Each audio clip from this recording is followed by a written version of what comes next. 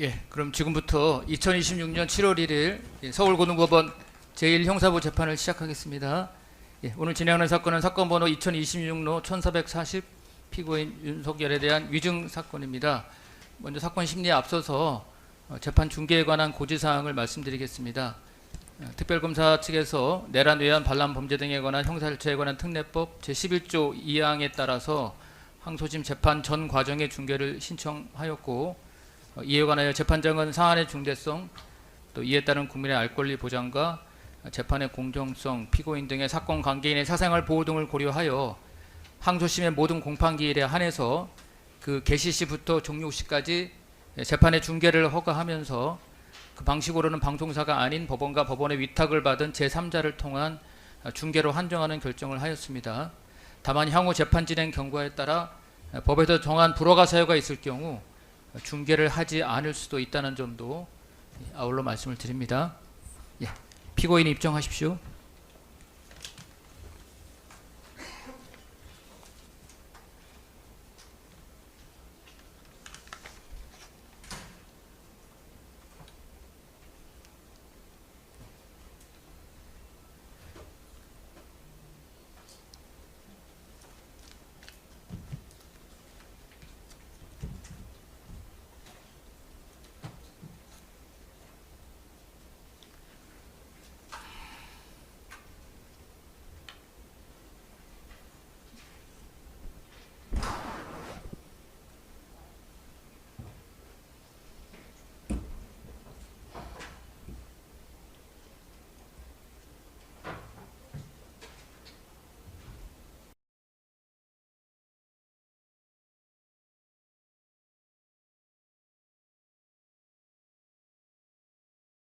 예, 일단 앉으시고요. 예.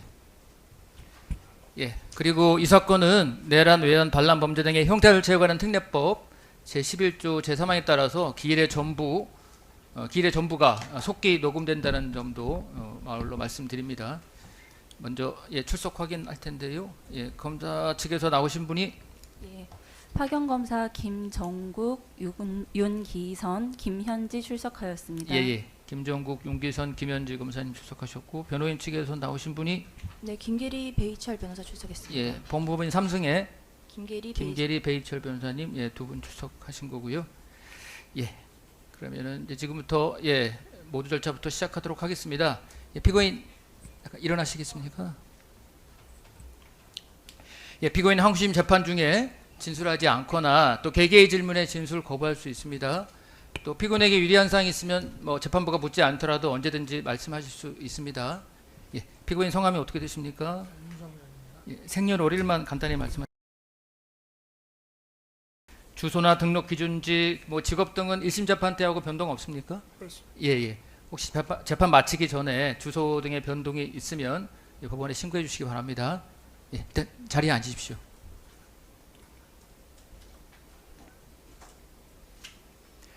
다음은 1심 판결 내용을 확인하도록 하겠습니다. 자, 피고인은 이 사건은 서울지방법원의 위증죄로 기소가 됐고, 심리 결과 1심 법원에서 무죄를 선고받았고, 이에 대해서 검사가 항소를 제기해서 재판이 시작된 것인데, 그런 내용 알고 계시죠, 피고인? 예. 그에 따라서 항소심 재판을 시작합니다. 다음은 항소 이유에 대한 확인을 하겠습니다. 이 사건 말씀드린 것처럼 1심 무죄가 선고가 돼서 검사만 항소를 했고, 검사의 항소 이유를 그에 따라 확인하도록 하겠습니다. 그에 앞서 잠깐 안내 말씀드리면, 일단 이 사건 검사의 항소 이유와 그다음에 변호인 측의 그에 대한 답변 내용을 일단 듣고, 피고인이 원하시면 피고인에게 별도로 직접 말씀하실 기회는 드릴 텐데요. 꼭 하라는 취지는 아니고, 혹시 필요하신 내용이 있으면 변호인의 답변 마치고 중복되지 않는 범위 내에서 말씀하실 기회를 드릴 테니까 필요하시면 미리 준비를 하도록 하십시오. 다음엔 검사가 제출한 항소이유서 6월 17일자 항소이유서 있는데 그대로 진술하시면 되죠? 예, 맞습니다. 그럼 항소이유서 진술하고, 저희가 준비명령 내려드린 거에 대해서 PPT 이용해서 30분 정도 구두변론 하시겠다는 거죠? 예, 맞습니다. 아시는 바와 같이 저희 재판부에서 항소이유 검토는 모두 마쳤으니까요. 요지 위주로 해서 말씀하신 일단 30분 범위 내에서 구도 변론을 해주시면 되겠습니다. 얼추 한 2시 5분이니까요. 한 35분 정도에 마치는 걸로 해서 다 받으셨나요? 자료? 잠깐만요.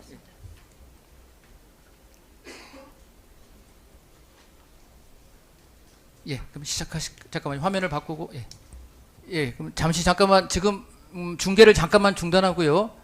이 부분 조금만 손을 보고 진행이 될 것 같으니까 잠시 휴정하는 개념으로 지금 잠깐만 중계는 중단하도록 하겠습니다. 그러면 중계 계속하는 걸로 하고요. 중계팀에서 계속 중계하시면 되겠습니다. 그러면은 검사 항소 이후의 요지를 아까 말씀한 30분 정도 범위 내에서 진술하도록 하겠습니다. 시작하시죠.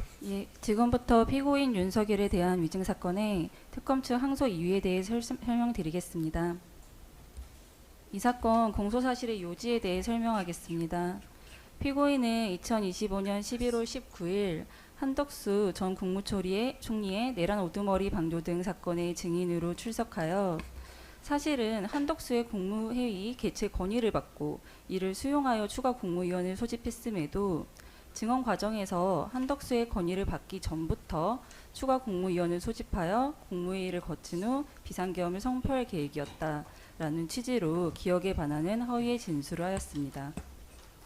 이에 대해 원심은 피고인이 처음부터 2차 국무위원 소집 계획이 있었고 이와 같은 사실을 전제로 피고인의 증언은 2차 국무위원까지 소집하여 진행한 회의를 국무회의라고 주관적으로 평가한 것일 뿐이라며 무죄를 선고하였습니다.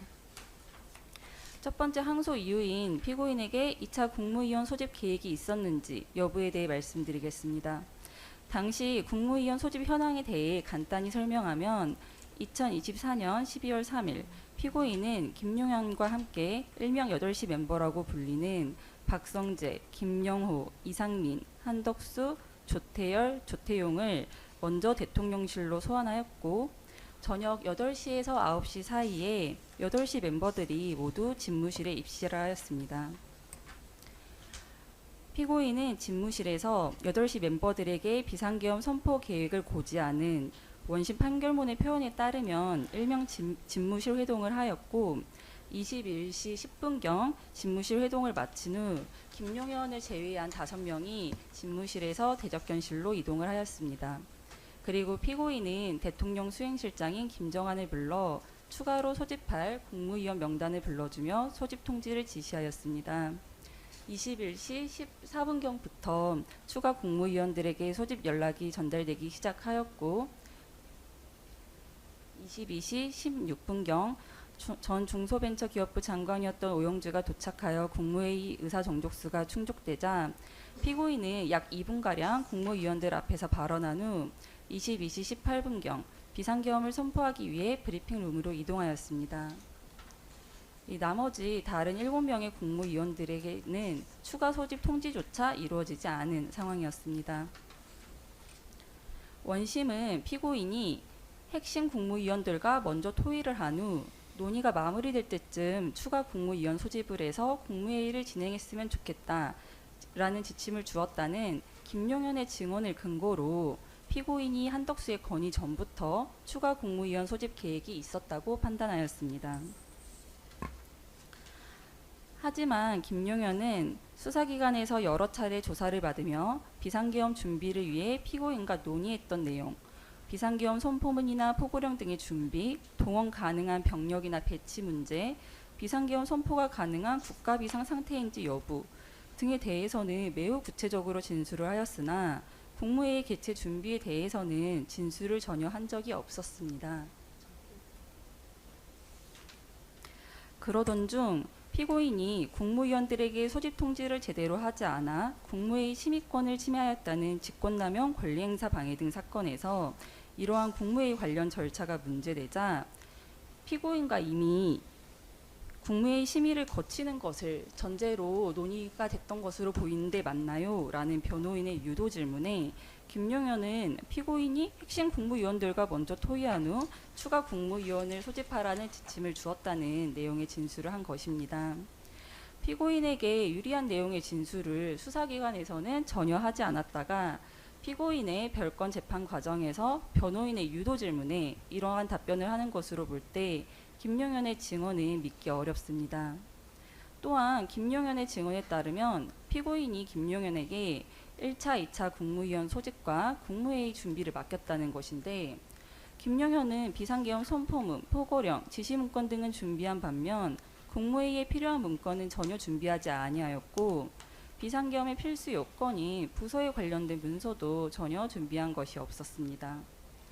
만약 김용현의 증언처럼 미리 추가 소집 국무위원 계획이 있었다면 그 준비된 명단에 따라 추가 소집을 진행하면 되는 것인데 이 사건 집무실 회동이 끝난 후 피고인이 비서실장 김정환을 불러 즉석에서 추가 소집 국무위원 명단을 불러줄 이유가 없었습니다. 따라서 원심이 무죄의 근거로 든 김용현의 진술은 신빙성이 없습니다. 원심은 최상목에게 교부된 지시 문건을 볼 때 피고인은 적어도 최상목을 2차로 소집할 계획이 있었다고 판단하였습니다. 피고인과 김용현은 국무회의 개최를 위해 2차 국무위원 소집을 미리 계획하였다고 주장하나 피고인은 비상계엄 선포 후에야 최상목에게 국가비상입법기구 관련 예산 편성 등 비상계엄 지속을 위한 내용의 지시 문건을 전달하였습니다. 또한 추가 소집 연락을 받은 국무위원 6명 중 최상목을 제외한 5명에 대해서는 지시 문건이 전혀 준비되지 않았고 반면 국무위원도 국무회의 참석 대상도 아닌 국정원장 조태용에 대한 지시 문건은 준비되어 있었습니다. 이러한 상황으로 볼 때 최상목에게 교부된 지시 문건은 국무회의 심의나 추가 국무위원 소집을 상정하고 준비된 문건이라 볼 수 없습니다.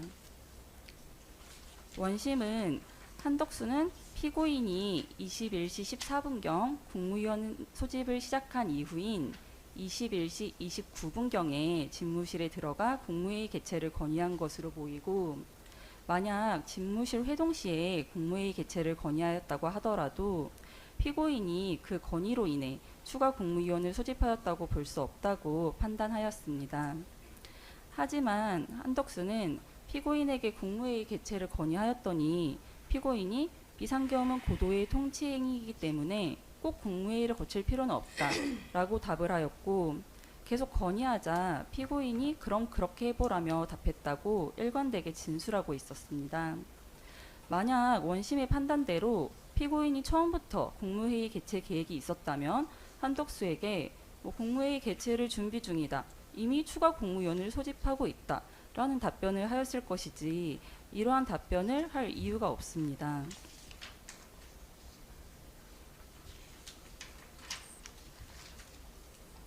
한덕수에 대한 내란 우두머리 방조 등 사건의 피고인 신문 과정에서 한덕수는 피고인이 비상계엄은 고도의 통칭이기 때문에 꼭 국무회의를 거칠 필요는 없다고 말하여 지속적으로 국무위원들의 의견을 들어야 한다고 설득했다라는 내용의 진술서 작성 사실을 인정하고 당시 집무실에 국무위원들이 7명 정도만 있었기 때문에 국무위원들을 많이 모아야 한다는 말씀을 드렸으며 저희가 들어갔을 때의 인식은 국무위원들을 더 불러서 하는 분위기가 아니었다고 진술하였습니다.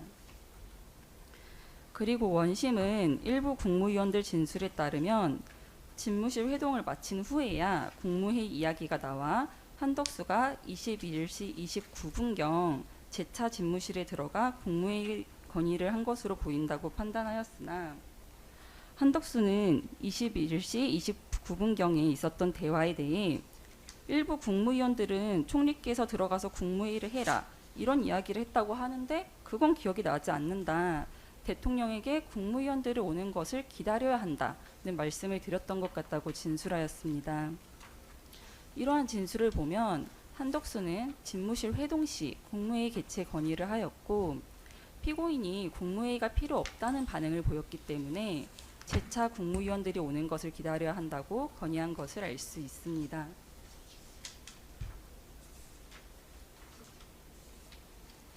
네. 또한 피고인의 지시로 국무위원들에게 추가 소집 통지를 하였던 수행실장 김정환 역시 한덕수가 기다려달라, 요건을 갖춰야 한다 라고 말한 다음 피고인이 국무위원을 추가로 몇 명 더 부르라고 하였다고 진술하고 있습니다. 대통령 CCTV에서 확인되듯 김용현은 21시 13분경부터 한덕수에게 손가락 4개를 들어 보이며 국무회의 정족수를 점검하는 모습이 확인되는데, 이때 김용현과 국무회의 정족수를 점검했던 한덕수가 원심의 판단처럼 29분에 다시 피고인에게 국무회의 개최를 건의할 이유가 없습니다. 따라서 최초 집무실 회동 시 한덕수가 피고인에게 국무회의 개최를 건의하였고, 그 건의를 받아들인 피고인이 추가 국무위원을 소집한 것을 알 수 있습니다.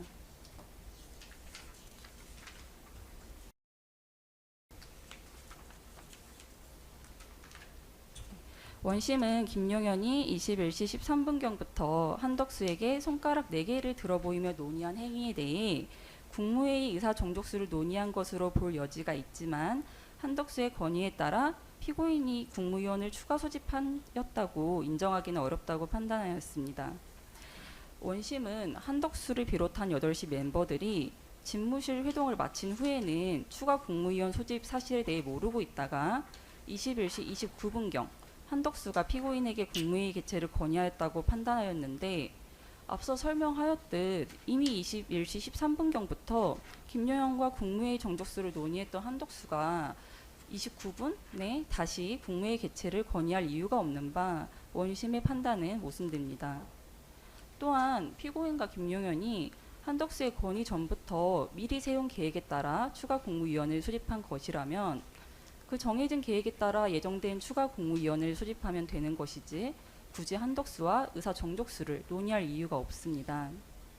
즉, 최초 집무실 회동 시부터 한덕수가 국무회의 개최를 건의하였고, 그 건의에 따라 추가 국무위원 소집이 이루어졌기 때문에 21시 10분경 집무실 회동을 마치자마자 21시 13분 김용현이 한덕수에게 의사 정족수를 논의하였던 것입니다. 네.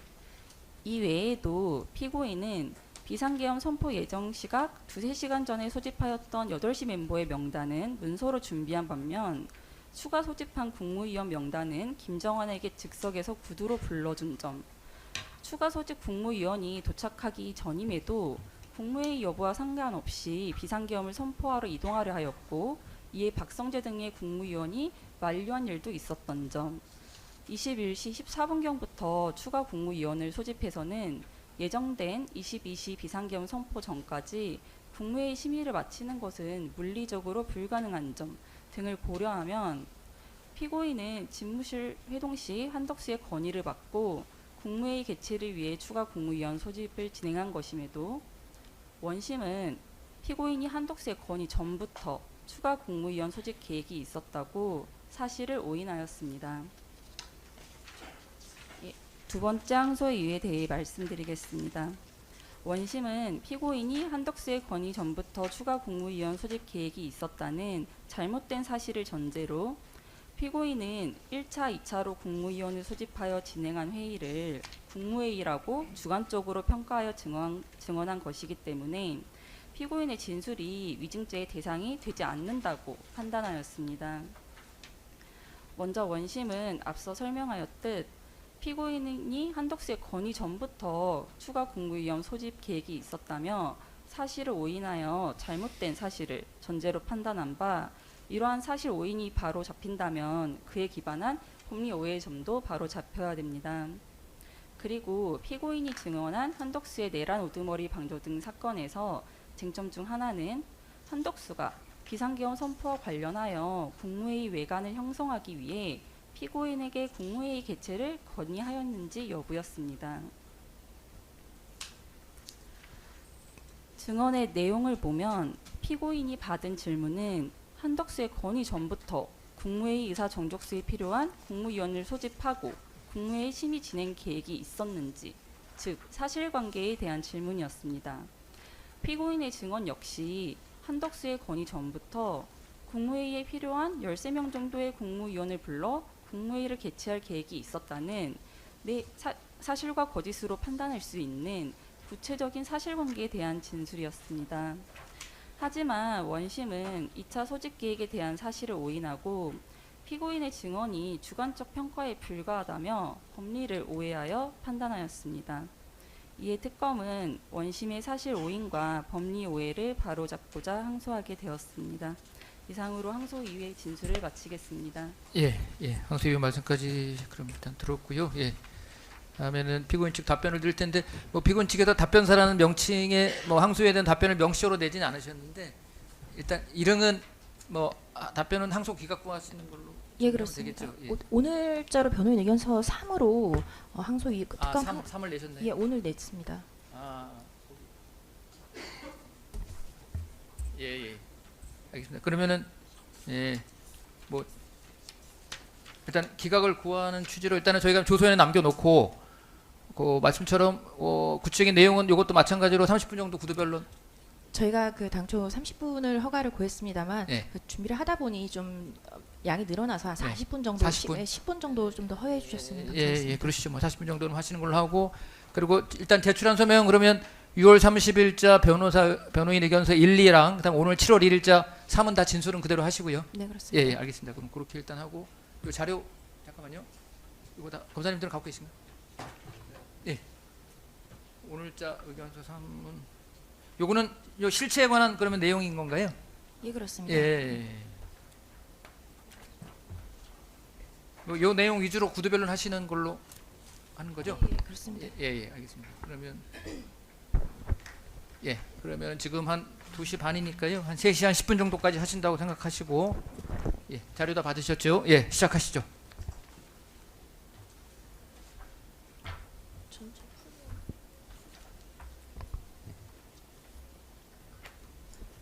김계리 변호사입니다. 특검 항소 이유에 대한 답변 의견 개진하겠습니다. 이 사건은 관련된 자들의 진술과 CCTV, 통화 기록 등 객관적 증거에 반하는 위증죄로 처벌받은 한덕수의 일부 진술에 의존하여 기소된 기소를 위한 기소 사건입니다. 한덕수는 2025년 2월 20일 피고인에 대한 헌법재판소 탄핵심판 사건 제10차 변론기일에 출석하여 비상계엄 선포 전에 비상계엄 선포문 등 국무회의 안건과 관련한 심의 자료를 수령하였음에도 불구하고 위 증언 당시에는 관련 문건을 보거나 받은 사실이 없다는 취지로 증언을 하였습니다.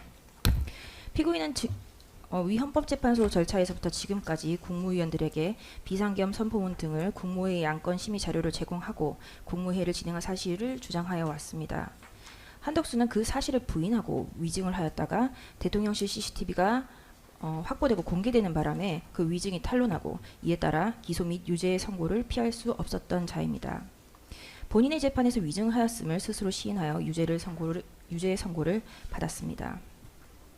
한덕수는 위증으로 기소된 부분 이외에도 수사 단계에서 계엄 선포를 위한 국무회의는 자신이 건의하여 개최되었다라는 주장을 하였습니다.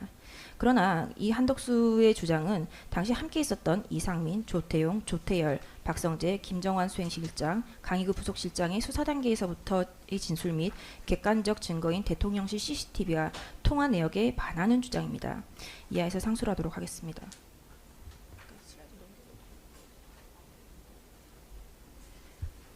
한덕수가 이러한 주장을 한 저변에는 자신의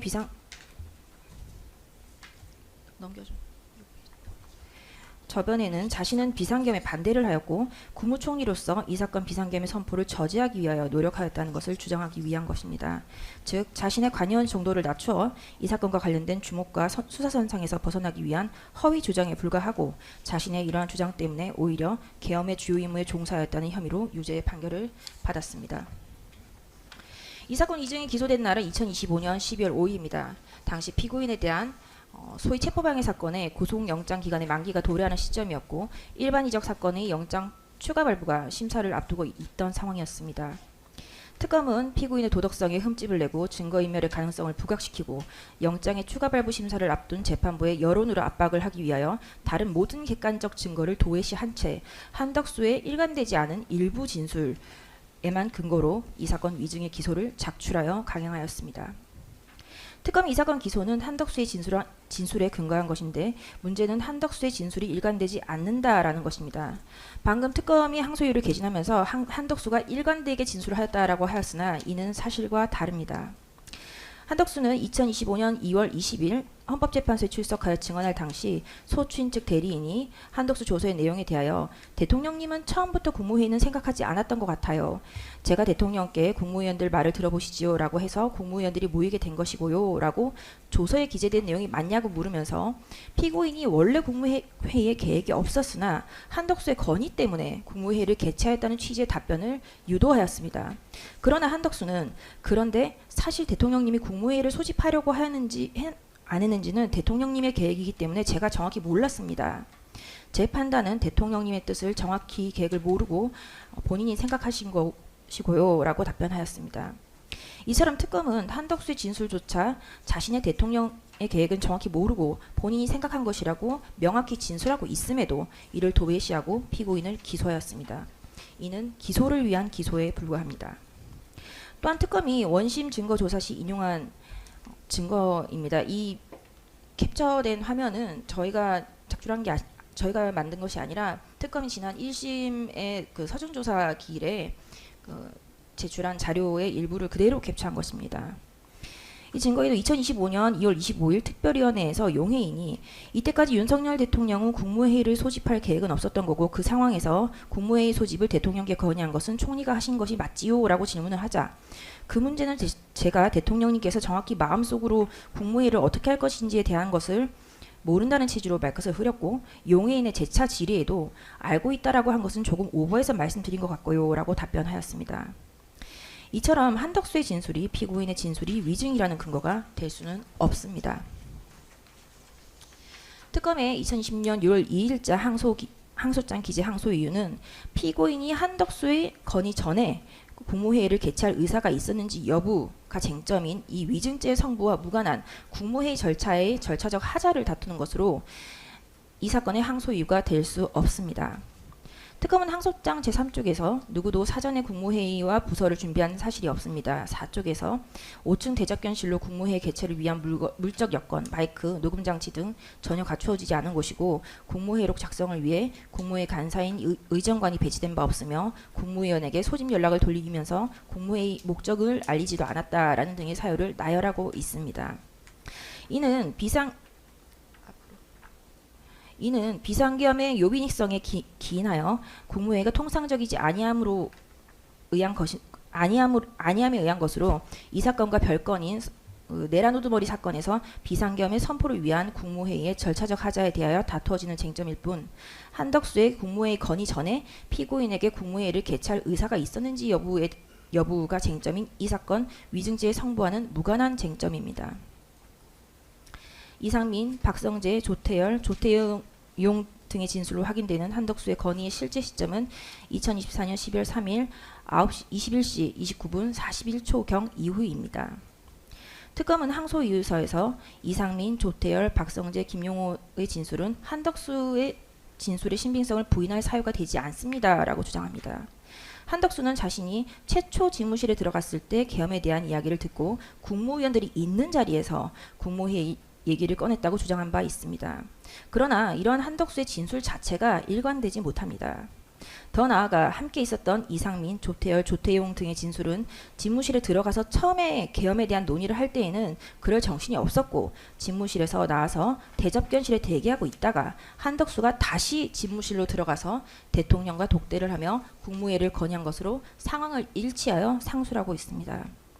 상식적으로 한덕수 외에 당시 집무실과 대접견실에 있었던 사람들 모두의 진술이 일치하여 한덕수의 진술에 반한다면 한덕수의 진술의 신빙성이 배척되어야 하는 것인데 특검은 체증법칙의 기본을 도외시하는 주장을 하고 있습니다. 국무위원들의 대통령실 집무실 입퇴실 타임라인은 다음과 같습니다. 박성재 법무부 장관은 20시 27분경, 이상민 행안부 장관은 20시 36분경, 한덕수 국무총리와 김영호 통일부 장관은 20시 45분경, 조태열 외교부 장관과 조태용 국정원장은 20시 56분경 각각 대통령 집무실에 입실합니다. 그리고 위 6명은 21시 09분에서 10분경 대통령 집무실에서 대접견실로 퇴실합니다. 위 입퇴실 시간을 점검을 해보면 박성재는 약 42분간, 이상민은 약 33분간, 한덕수, 김용호는 약 24분간, 조태열, 조태용은 약 13분간 대통령 집무실 내에서 각자 계엄에 대한 주장과 논박을 하였던 것으로 확인이 됩니다. 위와 같이 먼저 온 6명이 21시 10분경 집무실에서 대접견실로 퇴실한 직후 피고인은 김정환 수행실장을 집무실로 불러 추가로 경제 민생 관련 국무위원들을 대통령실로 부르라고 지시하였는데 대통령실 CCTV 영상에 의하면 위 김정환이 집무실에 입실한 시각은 21시 11분 51초경이고 저분 A4 용지, 휴대폰, 수첩을 들고 집무실에서 나온 시각은 21시 12분 56초이며 비서실로 입실한 시각은 21시 13분 11초입니다. 피고인은 당초 한덕수 국무총리를 포함하여 먼저 소집한 국무위원들이 도착하면 바로 추가로 소집할 국무위원들에게 연락을 하려고 하였으나 먼저 소집된 국무위원들이 대통령 집무실 내에서 토론을 하는 시간이 길어지다 보니 국무위원들을 내보내고 추가로 소집할 국무위원들에게 대한 연락이 늦어지게 된 것이었습니다. 통화 내역 등의 증거에 의하면 추가로 소집된 국무위원들 조규홍, 송미령, 최상목, 오용주 등 이 김정환 수행실장, 강희구 부속실장 등으로부터 연락을 수신한 시각은 21시 14분경부터 21시 41분경까지였습니다. 그 후 슬라이드 좌측 하단을 보시면 이상민은 21시 14분 22초에 대통령 집무실에 입실을 하였다가 18초 후인 21시 14분 40초에 퇴실하여 대접견실로 돌아갔고 우측 상단을 보시면 한덕수는 21시 29분 41초에 대통령 집무실에 입실하였다가 약 6분 후인 21시 35분 43초에 퇴실하여 대접견실로 돌아갑니다. 한덕수는 대통령실에 도착하여 소위 집무실 이동 시 21시 45분경부터 21시 10분경까지 한 번, 그리고 대접견실에 있다가 이상민 장관이 들어갔다 나온 뒤 21시 29분경부터 21시 35분경까지 두 차례에 걸쳐서 대통령 집무실에 입실하였습니다. 한덕수는 2025년 1월 21일 피의자 신문에서 한 번은 대통령실에 도착해서 회의장에 대기하고 있다가 집무실에 들어갔고 또 한 번은 시간을 끌기 위해 국무위원들이 계속 모이도록 기다려야 합니다. 라고 말을 하러 들어갔습니다. 라고 두 번째 집무실에 들어갔을 때 그러한 의견을 말했다고 명확히 진술하고 있습니다. 이것은 2025년 1월 21일로 방금 특검이 제시한 한덕수 사건의 피고인 신문 녹취서 증거순번 111번은 2025년 11월 24일자로 사건 발생 이후 한참 지난 것으로 조금 더 시간에 가까운 진술이라고 할 것입니다. 이상민 행안부 장관의 진술에 대해서 살펴보겠습니다. 이상민은 2025년 1월 20일 검찰 특수본에서 한덕수가 국무회의 심의를 건의한 경위에 대하여 박성재, 이상민, 한덕수, 김용호, 조태열, 조태용이 집무실에 있다가 대통령이 다 나가 있으라고 해서 대접견실로 나왔고 누군가 저보고 행안부 장관이 가서 말씀 좀 드려보라고 하여 혼자 집무실로 다시 들어가서 대통령에게 계엄할 상황이 아닙니다. 국무위원 전원이 반대하고 있습니다. 라고 하였고 이에 대하여 대통령은 가 있어라 라고 하셨습니다. 이때 이상민 장관이 집무실에 입실한 시각은 전술하였듯 21시 14분 22초경입니다. 다시 대접견실로 나왔더니 그때 누가 인터넷 검색을 해보았는지 국무회의 이야기를 하여 저를 비롯한 일부 국무위원들이 국무총리에게 국무회의 심의를 거쳐야 하니 대통령께 말씀을 드려달라고 얘기했고 이후 국무총리가 집무실에 들어갔다 나오더니 국무회의를 하기로 했다라고 했습니다. 라고 진술하고 있습니다. 즉 한덕수가 국무회의를 건의한 시점은 대통령실에 도착하여 최초 집무실에서 들어가 토의를 한 시점이 아니라 첫 번째 집무실에 들어간 시점이 아니라 대접견실에서 대기하고 있다가 다시 집무실에 들어가 독대를 한 상황에서 이미 확인이 됩니다. 이는 전수란 특검이 증거조사 시에 제출한 자료에도 그대로 인용되어 있습니다. 아까 말씀드렸듯이 이것은 저희가 제출한 것이 아니라 서정조사 기일에 특검이 캡처해서 제출한 것입니다. 특검은 기록을 읽어보지도 않고 피고인에게 유리한 증거를 유죄를 입증하는 증거라고 제시를 하였습니다. 25페이지입니다. 특히 2025년 7월 25일자 조서에는 첫 번째 집무실에 들어갔을 때는 거기에서 국무회의 얘기조차 나온 적이 없습니다. 그리고 아까도 말씀드렸지만 저도 몰랐으니까요.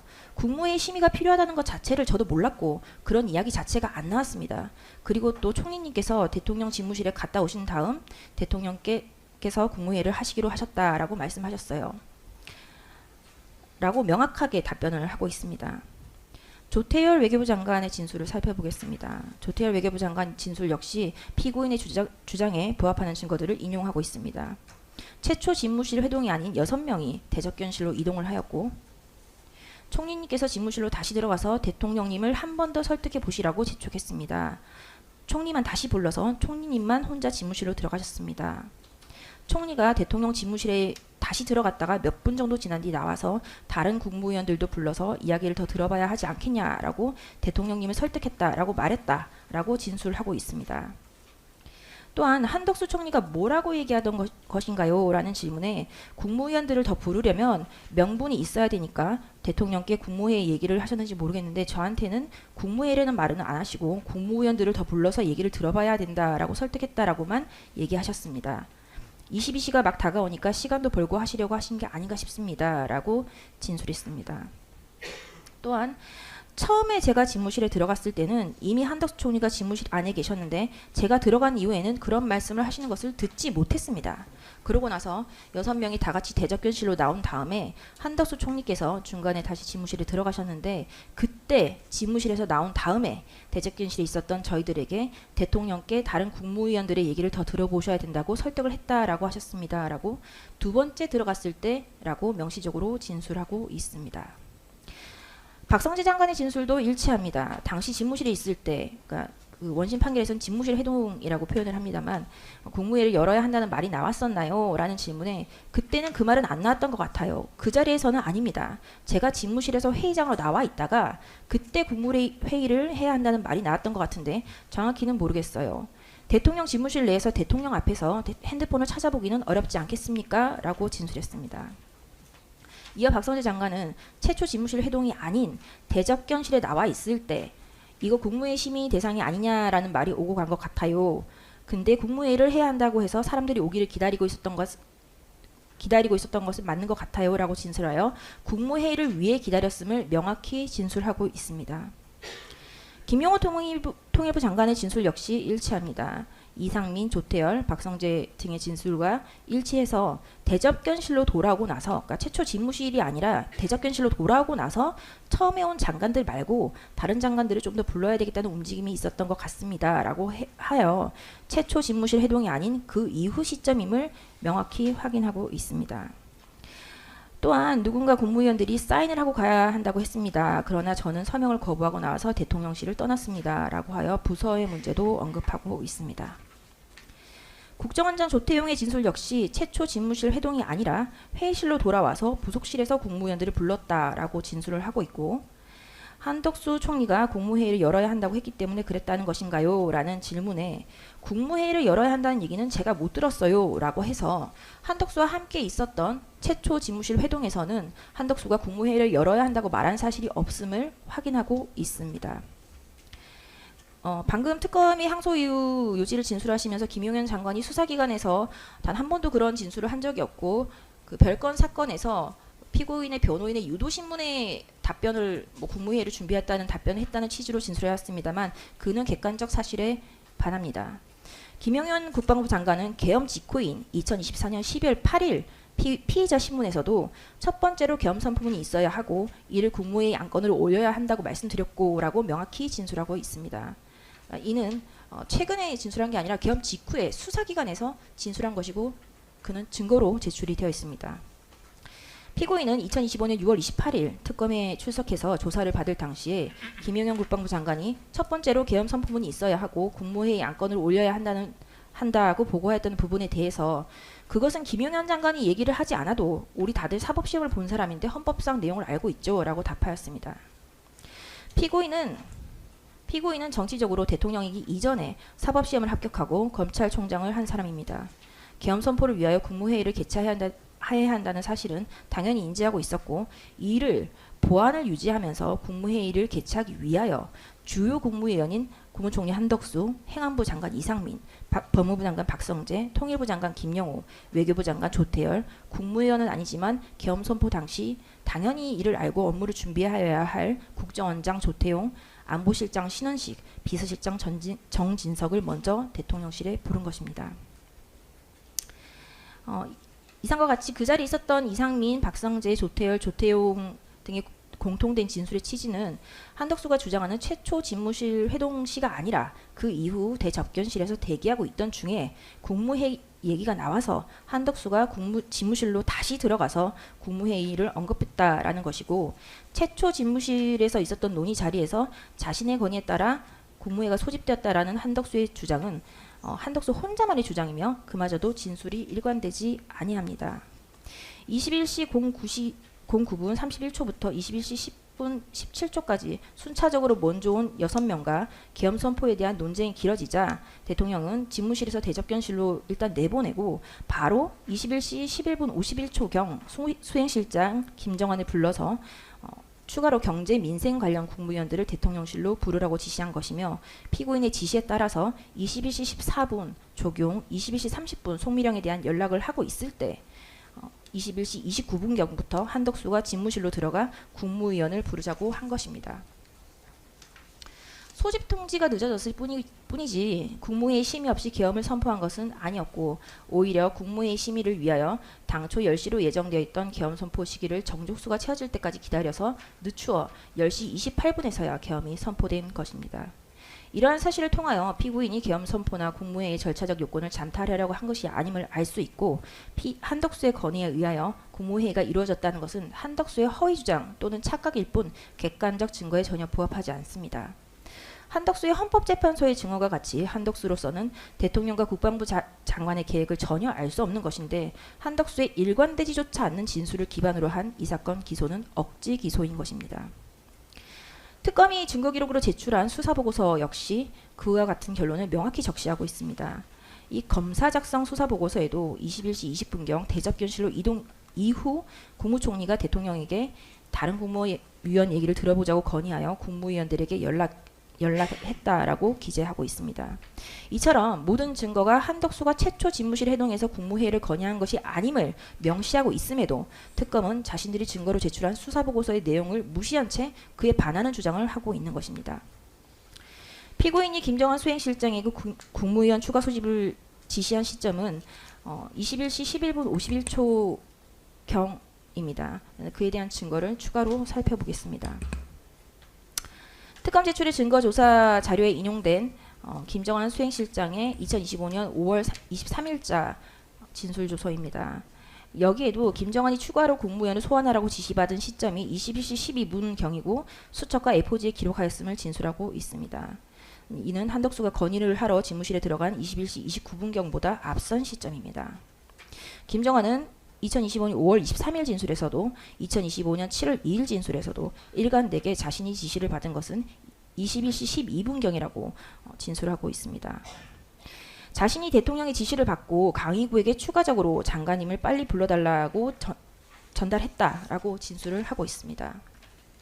그리고 그 시각이 21시 11분경이라고 확인을 하고 있고요. 김정환이 21시 12분 56초에 집무실을 나와서 A4지, 휴대폰, 수첩을 들고서 21시 13분 11초에 비서실에 입실하는 CCTV 화면과 실황조사사의 기재 역시 김정환의 진술과 일치합니다. 강희구 부속실장도 2024년 12월 30일 최초 검찰 조사를 받을 당시부터 김정환 실장이 대통령 집무실에서 피고인이 불러주는 명단을 적어왔다. 그 명단에 최상목, 송미령, 조규홍, 오영주, 박상우, 안덕근이 있었고 오후 9시 10분부터 20분경부터 전화를 돌렸다라는 취지로 진술을 하고 있습니다. 김정환 수행실장이 계엄 당일 집무실에 들어간 것은 여러 차례가 있지만 21시 09분경에는 6명의 국무위원 등이 집무실에서 대접견실로 퇴실을 하였습니다. 김정환 수행실장이 한덕수의 국무위원 소집 건의의 말을 들은 시점에 관하여 이 사건에서 유의미한 시각은 21시 11분 51초와 21시 30분 20초 두 번입니다. 김정환이 집무실로 입실한 21시 11분 51초에는 집무실에 대통령과 김용현 장관만 있고 한덕수는 없었습니다. 21시 30분 20초경 집무실에 윤석열과 우측 상단을 보시면 됩니다. 윤석열과 한덕수만 있는 상황에 휴대폰만 왼손에 들고 집무실에 들어갔다가 21시 30분 50초경 휴대폰만 왼손에 들고 집무실에서 퇴실하여 비서실로 입실한 것이 CCTV로 확인이 됩니다. 김정환이 한덕수가 대통령에게 국무위원을 더 불러야 된다고 건의를 하는 것을 들은 것은 이때라고 봄이 합리적입니다. 이 시각에는 이미 그 전에 이미 21시 11분 51초경 지시를 받고 나와서 21시 14분에 조규홍에게 21시 30분경에 강희구가 송미령 농림부 수산부 농림수산부 장관에게 전화를 하고 있었던 시점이어서 한덕수의 건의가 피고인의 국무회의 개최를 위한 추가 국무위원 소환 지시에 영향을 미칠 가능성은 없는 것입니다. 또한 특검은 21시 29분 58초경 김용현 장관이 우측선으로 4개를 표시를 한 것을 한덕수의 말을 듣고 국무회의 정족수를 체크한 것이라고 주장을 합니다. 그러나 실황조사서 기재와 같이 21시 29분 41초부터 한덕수가 국무회의를 건의하는 상황에 집무실에는 피고인과 한덕수만 있었고 고작 11초 뒤인 21시 29분 54초에 김용현이 집무실도 아닌 비서실에서 복도로 노란 봉투를 들고 퇴실을 하면서 김정환에게 손가락 4개를 펼쳐 보입니다. 한덕수가 집무실에 입실을 하자마자 11초 만에 김용현이 집무실도 아닌 비서실에 있다가 한덕수의 말을 듣고 국무회의 정족수를 챙겼다는 것은 납득이 가지 않는 일이며 그 이전부터 김정환에게 국무회의 소환 지시를 내려 도착을 기다리고 있는 상황이었고 이에 21시 30분 20초경 김정환이 휴대폰을 들고 뛰어다니는 상황이었음이 자연스러운 것입니다. 실제 6명의 추가 국무위원 소집 통화 시각에 대하여 살펴보겠습니다. 부속실장 강희구는 21시 14분경 보건복지부 장관 조규홍, 21시 30분경 송미령의 비서관에게 전화를 합니다. 전술하였듯 한덕수가 대통령에게 국무회의를 건의하겠다고 집무실로 들어간 시각은 21시 29분입니다. 그리고 21시 35분 43초까지 집무실에 머물렀으므로 수행실장 김정환이 대통령에게 지시를 받고 국무위원을 소집한 것은 한덕수의 건의를 받기 전이었음이 CCTV와 통화기록상 명백히 확인이 됩니다. 계엄에 찬성할 특검은 이제 원심에서부터 이제 계엄에 찬성할 친소관계에 의한 선별적 국무위원을 소환했다라고 이제 주장을 해왔습니다. 그에 대해 살펴보겠습니다. 그런데 이 사건에서 송미령 농림축산부 장관의 진술과 같이 송미령은 대통령과 장관으로 임명되기 전까지 전혀 아는 사이가 아니었고 장관으로 임명되고 나서도 그 이후 현충원 참배 행사에서 처음 만났으며 독대한 적은 한 번 있다라고 진술을 하고 있습니다. 피고인이 농림축산부 장관을 부른 것은 계엄으로 민생물가가 요동칠 것을 고려하여 국무회의에 부른 것일 뿐 친소관계에 의한 것이 아닙니다. 그리고 거리를 고려한 것도 아닙니다. 특검은 김용현 장관이 비상계엄 선포 이후 소위 최상목 문건을 최상목에게 교부하였다는 것을 지적하며 애초에 국무회의를 개최할 계획이 없었다라고 주장하고 있습니다. 그러나 CCTV를 확인하면 김용현 장관은 계엄과 관련된 서류를 그 노란색 봉투를 계속하여 들고 다닙니다. 2014년 12월 3일 계엄 당일 17시 46분 34초경 대통령실로 들어서는 엘리베이터를 내리는 김용현 장관의 손에는 노란 서류 봉투 2개가 들려있음이 확인이 됩니다. 대통령은 22시 14분 07초경 국무위원들이 도착하기를 기다리며 대접견실로 입실합니다. 그리고 20시 14분 32초경 자리에 착석을 하여 기다리면서 국무위원들과 계엄 선포 사유와 논의를 계속하였습니다. 오영주 중소벤처기업부 장관이 22시 16분 10초에 입실을 하여 국무회의 정족수가 성원되었습니다. 김용현 장관은 지금 우측 상단에 있는 것이 김용현 장관입니다. 노란 봉투를 들고 자리에 착석합니다. 이 노란 봉투는 아까 살펴본 바와 같이 19시 46분경 대통령실에 들어오면서 엘리베이터에서 내리면서부터 계속해서 들고 있던 봉투이며 21시 11분경에도 계속하여 소지하고 있던 봉투입니다. CCTV 그 전체와 그 실황조사서 곳곳에 김용현이 노란 서류 봉투를 들고 있다, 소지하고 있다라는 기재가 많이 기재되어 있습니다. 김용현은 22시 16분 39초에 미리 준비하고 있던 노란 봉투에서 계엄 선포문을 꺼내어 강희구에게 복사를 10부, 총 11부가 될 수 있게 해오도록 지시하였습니다. 이것이 김용현이 계속 들고 있던 봉투이고요. 김용현이 그 봉투에서 계엄 선포문을 꺼내서 강희구에게 전달하는 장면입니다. 그리고 이를 강희구가 들고 복사를 하러 나가는 장면입니다. 강희구는 김용현의 부탁을 받고 국무위원 정족수인 11부를 대접견실에서 넣어드렸다라고 진술을 하고 있습니다. 이처럼 계엄 선포문 등은 김용현 장관이 미리 준비를 하여 노란 서류 봉투에 넣어서 계속하여 소지하고 있었던 것입니다. 22시 16분 10초경 오용주의 입실로 정족수를 달성하고 계엄 선포문이 11부 복사되어 오자 그 사이 복사되어 오기까지 계엄 선포에 대하여 논의를 하다가 피고인 김용현 장관은 22시 18분 31초 퇴실하였습니다. 특검은 항소유서 제17쪽에서 피고인은 2024년 12월 3일 비상계엄을 선포함에 있어 절차를 준수할 의사나 계획이 없었다고 봄이 상당합니다. 국무회의 개최 및 비상계엄에 관한 국무회의 심의를 준비하거나 사전에 계획한 것이 아니라고 주장합니다. 그러나 이 사건은 피고인이 한덕수가 국무회의를 건의하기 이전에 국무회의를 개최하고자 하는 의사가 있었는지 여부를 확인하여 위증을 하였는지 여부를 묻는 사건이지 국무회의 절차적 요건의 흥결을 따져서 적법성을 묻는 사건이 아닙니다. 특검이 그와 같은 상황에 대한 책임을 묻는 것이라면 별건 내란 우두머리 사건에 포함되는 사실을 공소 제기한 것으로서 이중 기소에 해당하는 것입니다. 이상에서 살펴본 바와 같이 이 사건 비상계엄에 있어 국무회의가 한덕수의 건의로 인하여 개최된 것이 아니라 피고인이 당초부터 계획하고 있었다라는 것은 특검이 신빙성을 부인하는 김용현 장관의 진술 외에도 이상민, 박성재, 조태용, 김정환, 강희구의 진술과 부합하고 그에 부합하는 CCTV 영상, 통화 기록 등으로 입증이 됩니다. 원심의 사실 인정과 판결은 타당하고 특검의 주장은 이유 없으므로 항소를 기각하여 주시기 바랍니다. 제 변론은 그리고 베이철 변호사님이 이어서 진술하겠습니다. 2번으로 하시는 거죠? 네. 뭐 김 변호사님이 쭉 하셨는데 중복되지 않은 범위 내에서 네, 네, 중복되지 중복되지 예, 않는 제가 얼핏 범위. 보니까 비슷한 네. 내용인 것 같은데 한 지금 한 네. 12분 정도 남았거든요. 아, 예. 네. 핵심만 말씀하시죠. 뭐. 알겠습니다. 예, 예.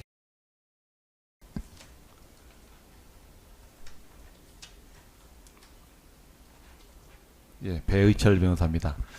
특검 항소유에 대한 답변 두 번째, 인과관계의 오류와 판례의 태도인 주관설, 비상계엄의 절차 등에 대해서 변론하겠습니다.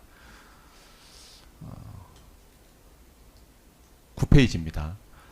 전후 인과관계의 오류에 대해서 말씀드리겠습니다.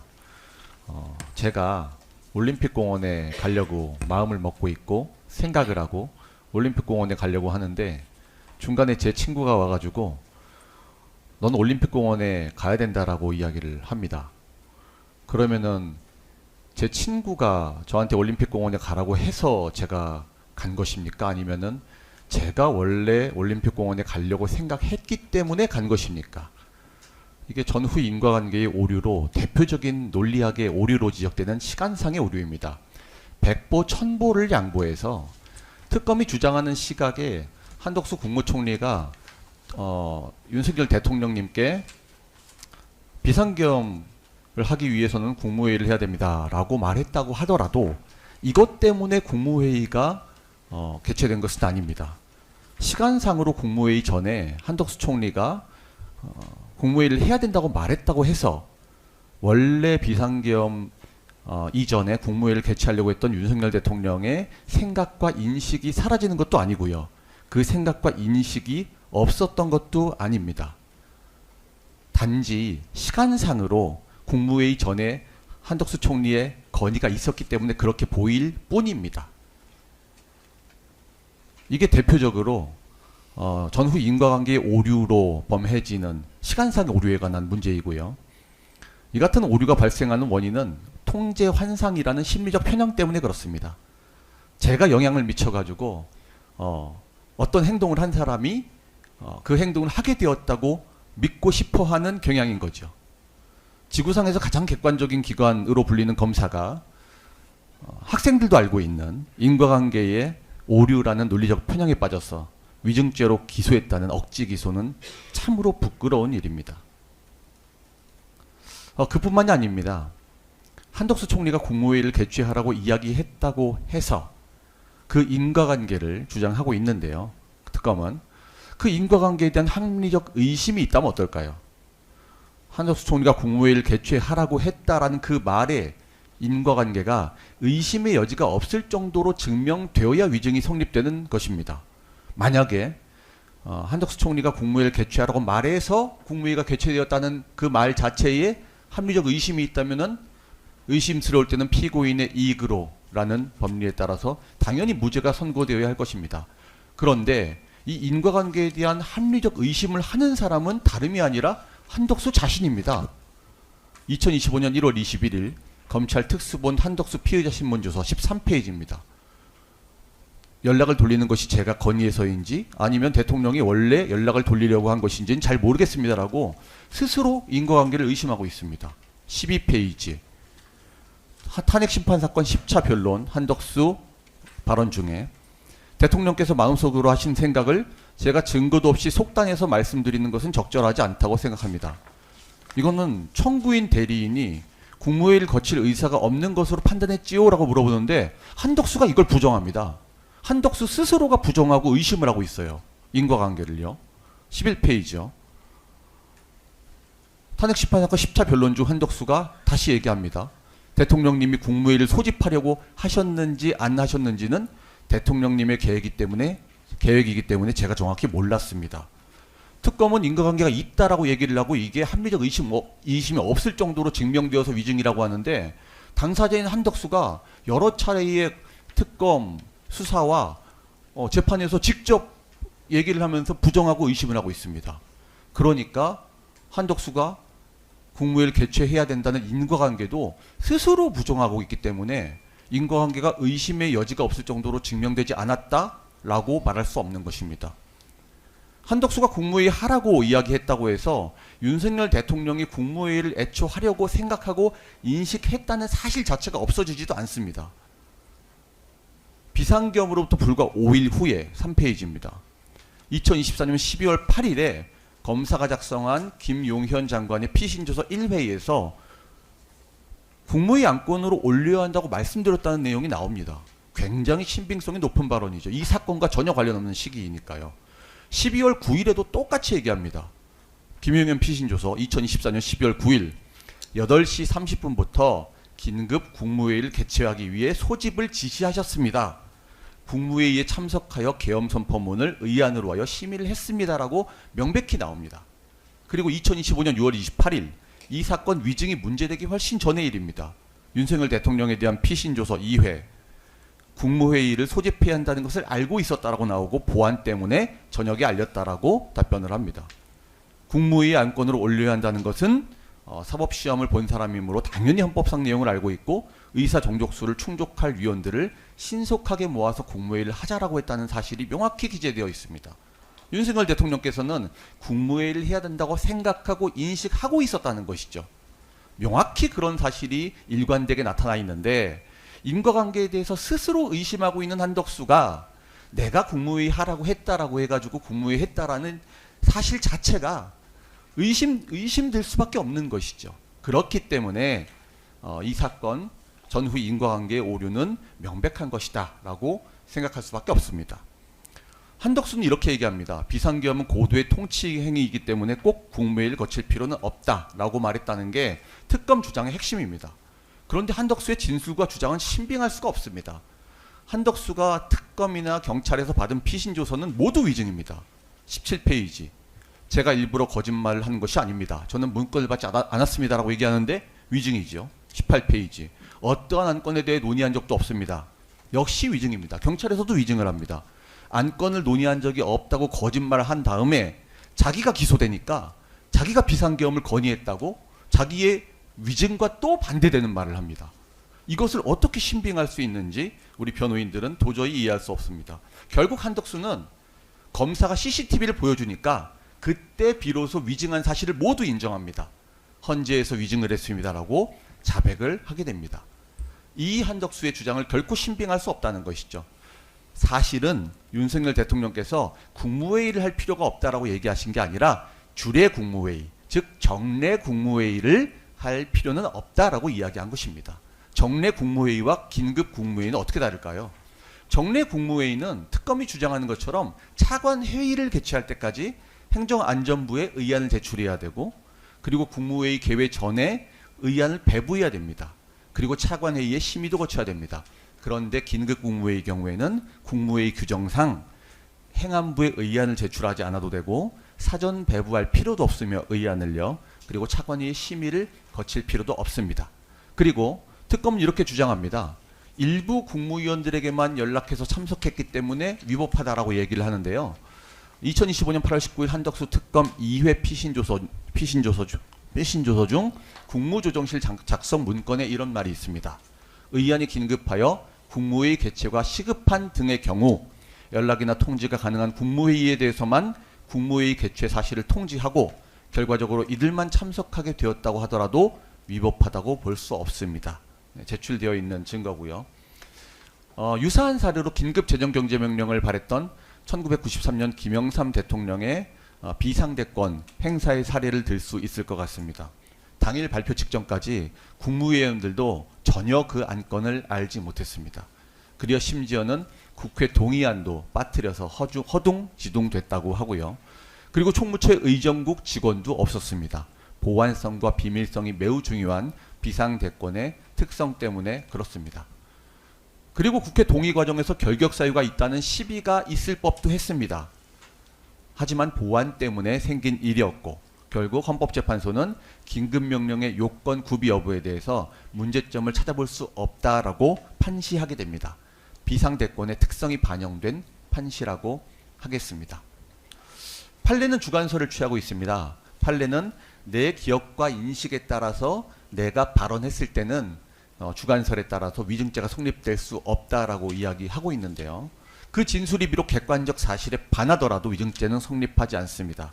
그런데 특검은 피고인의 인식과 생각을 특검의 물리적 계획에 강제로 끼워 맞췄습니다. 그래서 16분 내지 46분 만에 국무회의를 하는 것은 물리적으로 불가능하다고 주장합니다. 그런데 객관적인 것처럼 보이나 대표적인 물리적 시각의 오류에 대해서 한 두어 가지만 말씀드리겠습니다. 특검은 국무회의 시간이 짧아서 하자 있는 국무회의로 무효라고 이야기합니다. 그런데 비상겸 해제 국무회의도 3분이었습니다. 논의 시간이 짧아서 국무회의를 열 생각이 없었다거나 하자 있는 무효인 국무회의는 아닌 것입니다.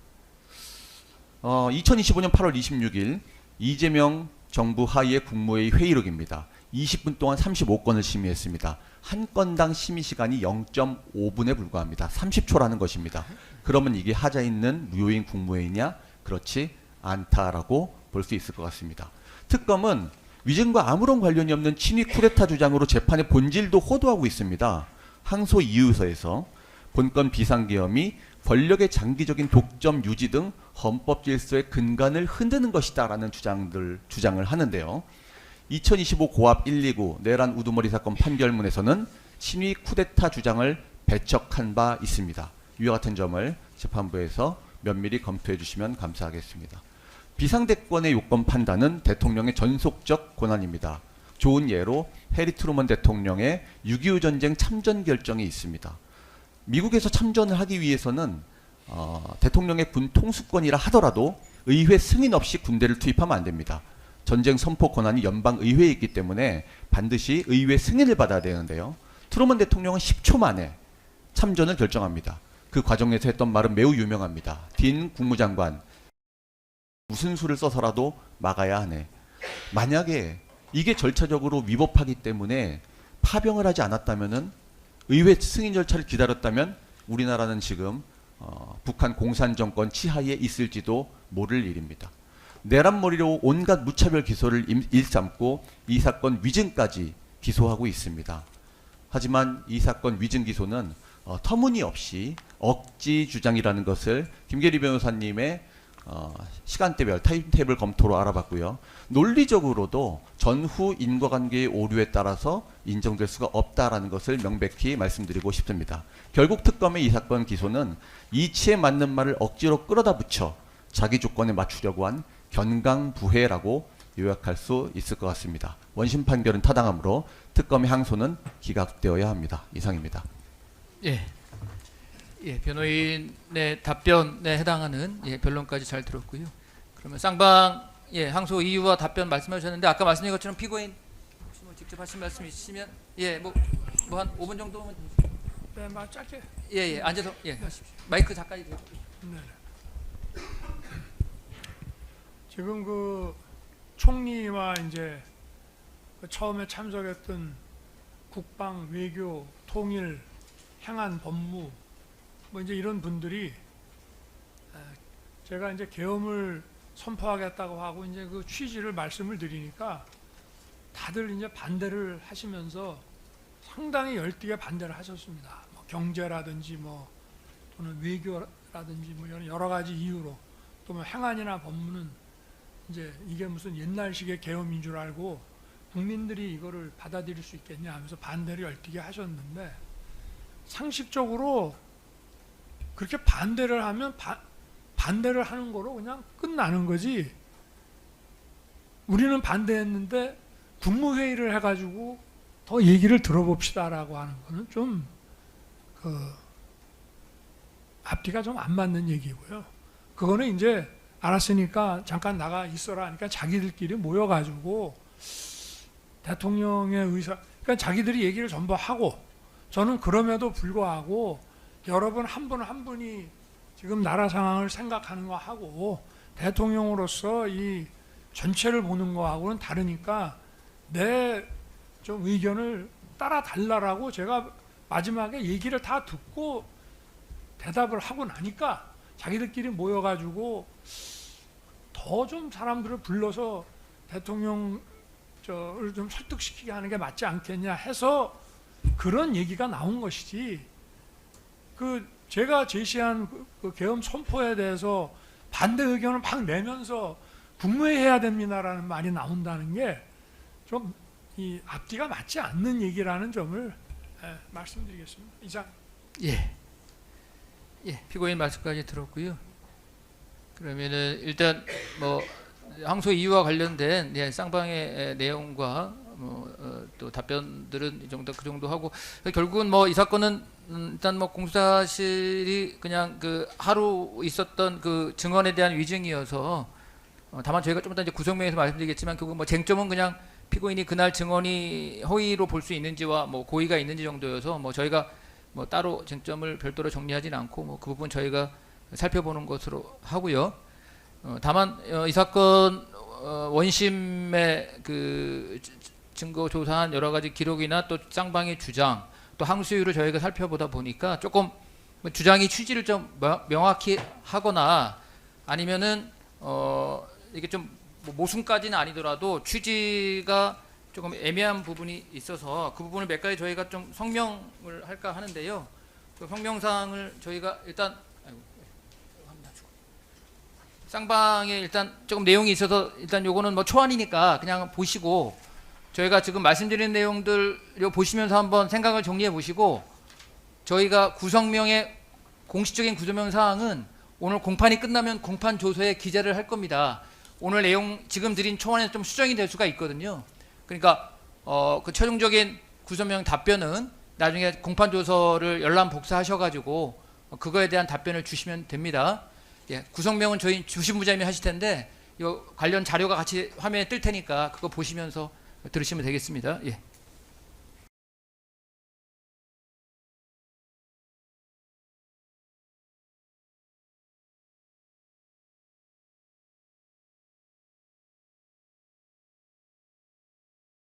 네, 그 양측의 성명사항에 대해서 좀 말씀을 드리도록 하겠습니다. 먼저 화면을 좀 보시면 이 공소장 6면에 나와 있는 공소사실인데요. 특검에 대한 성명사항 첫 번째 사항입니다. 이 사건 공소사실 결구를 보시면 부분 하단에 국무회의를 개최하거나 국무회의 의사정숙수를 채우기 위해 추가로 국무위원들을 소집할 계획이 없었고 라고 이렇게 되어 있는데요. 이 문구만 보면 마치 피고인이 국무회의를 개최할 의사가 없었다는 것하고 피고인이 추가로 국무위원들을 소집할 계획이 없었다라는 것이 이제 국무회의를 개최하는 거하고 국무위원들을 소집하는 게 마치 별개의 사실처럼 기재되어 있는 부분이 좀 있습니다. 공소사실의 취지가 이처럼 이를 별개의 사실로 보고 있는 것인지, 아니면 화면 상단에 나와 있는 공소사실 앞부분에 있는 피고인의 답변 부분, 취지 증언했다는 부분처럼 국무회의 의사정족수를 채우기 위한 숫자의 국무위원을 모아 국무회의 심의를 거치려는 계획이 없었다는 것 이라고 일체의 사실로 보고 있는 것인지, 공소사실의 위증죄의 구성요건 사실인 기억에 반하는 허위의 진술이 구체적으로 무엇을 말하고 있는 것인지 특검의 구체적인 입장을 좀 밝혀주시기 바랍니다. 슬라이드 화면에서 보시는 것처럼 비상계엄 선포 당일인 22시 32분경 피고인이 대적견실에서 최 송목에게 교부한 문건과 관련된 사항입니다. 특검은 위 문건이 비상계엄 선포 당일 교부하기 위해서 준비된 것이 아니라 화면 하단에 있는 것처럼 비상계엄 선포 이후 진행 과정에서 기재부 장관이 수행할 역할을 준비한 문건을 최상목을 부른 기에 교부한 것일 뿐이다라고 주장하고 있습니다. 그렇다면 특검에서는 피고인이 위문건을 언제 최상목에게 교부하려고 한 것으로 파악하고 있는지, 그리고 두 번째로 문건의 내용에 비춰서 위 문건이 비상계엄 선포 직후 바로 최상목에게 교부해야 했던 것은 아닌지에 대해서 특검의 입장을 좀 밝혀주시기 바랍니다.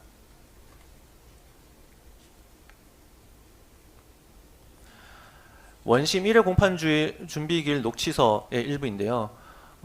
피고인의 변호인들은 원심 공판 준비기일에 서울중앙지방법원 2029합 129 등 사건의 공소장에는 피고인이 처음부터 비상계엄을 선포하기 위한 국무회의 심의 절차를 위해서 한덕수 등 국무위원을 부른 것으로 기재되어 있다라는 취지로 주장한 바가 있습니다. 아마 그 슬라이드에서 보시는 것처럼 이 해당 사건 공소장 41면에 나와 있는 이 부분을 말씀하시는 것 아닌가 생각을 하는데, 이러한 피고인 측 주장에 대해서 특검의 구체적인 입장을 밝혀주시기 바랍니다. 다음입니다.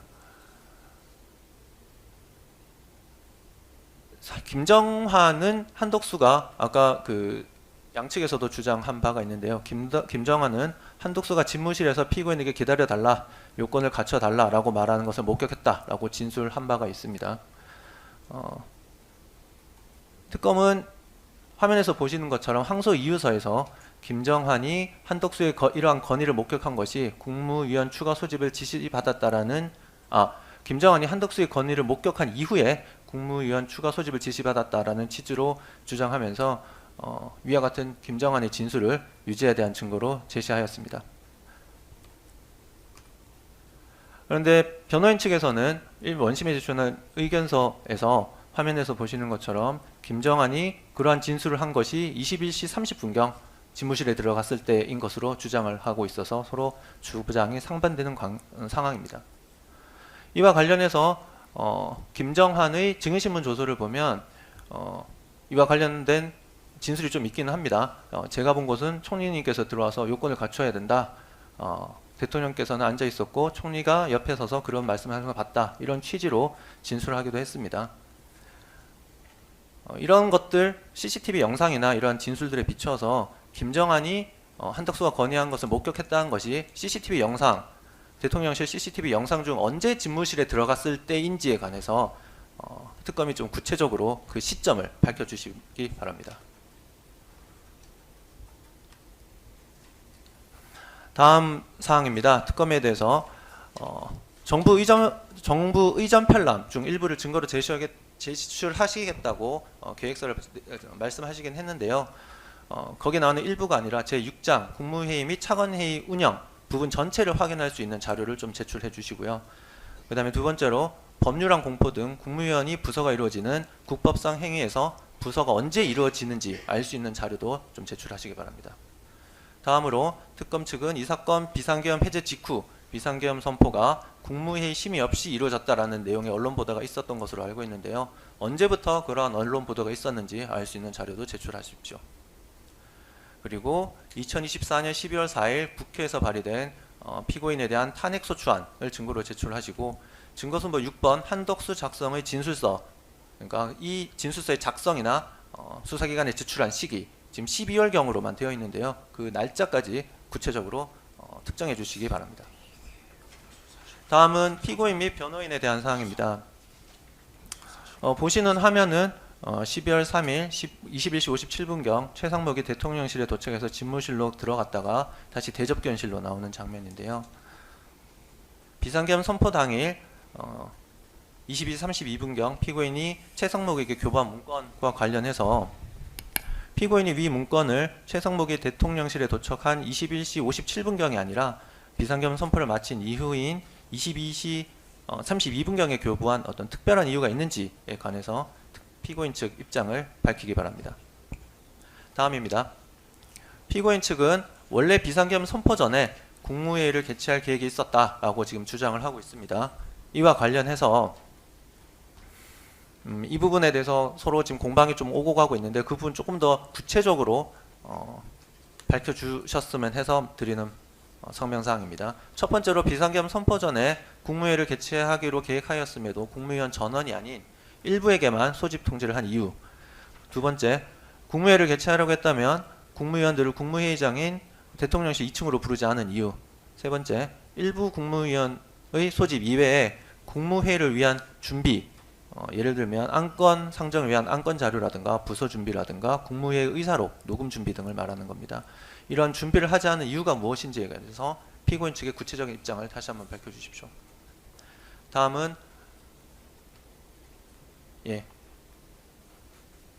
피고인 측은 비상겸 선포 전에 국무회의를 개최하되 보안을 위해서는 정례 주례 국무회의처럼 할 수 없어서 다른 방식, 긴급 국무회의 방식으로 국무회의를 개최했다, 이렇게 주장하고 있습니다. 화면에서 보시는 것처럼 변호인 측은 의견서를 통해서, 그리고 오늘 보여주신 그 슬라이드를 통해서도 긴급을 요하는 국무회의 같은 경우에는 소집 절차, 차관회의, 소집 대상 등에 대해서 이를 생략하거나 대통령의 재량에 인정된다라고 주장을 하고 있습니다. 변호인들이 주장하고 있는 이러한 소집 절차, 차관회의, 소집 대상 등 이외에 피고인 측에서 정례 국무회의와 다르게 계획한 부분은 어떤 부분인지를 먼저 밝혀주시고요. 두 번째로 국무위원 소집 이후에 국무회의에서 안건 보고, 심의, 의결 등을 절차를 거칠 것을 계획하고 있었는지에 관해서 피고인 측의 구체적인 입장을 밝혀주십시오. 다음입니다. 피고인이 처음부터 국무회의를 개최할 계획이었다면 이 사건 집무실 회동 당시 한덕수나 조태열 등이 비상겸에 반대하는 상황이었다면 그런 상황에서는 피고인 측에서 먼저 국무회의를 개최하기로 했으니까 다른 사람 의견을 들어보자 라는 등의 언급이 있었을 수도 있었을 것 같은데, 그때 당시에 국무회의 개최를 언급하지 않은 이유가 무엇인지, 그리고 그렇다면 피고인이 처음으로 국무위원들에게 국무회의를 개최한 시점은 언제인지에 관해서 피고인 측의 입장을 밝혀주십시오. 오늘 슬라이드에서 나왔지만 피고인 측은 원심 변호인 의견서 등에서 증거순번 2번 피고인의 2025년 6월 28일자 특검 피의자 신문 조서를 탄핵 증거로 일부씩 지금 제출하고 있습니다. 위 증거 순번 2번 전체를 탄핵 증거로 제출할 의향이 있는지 여부에 관해서 피고인 측의 입장을 밝혀주시기 바랍니다. 네, 이상입니다.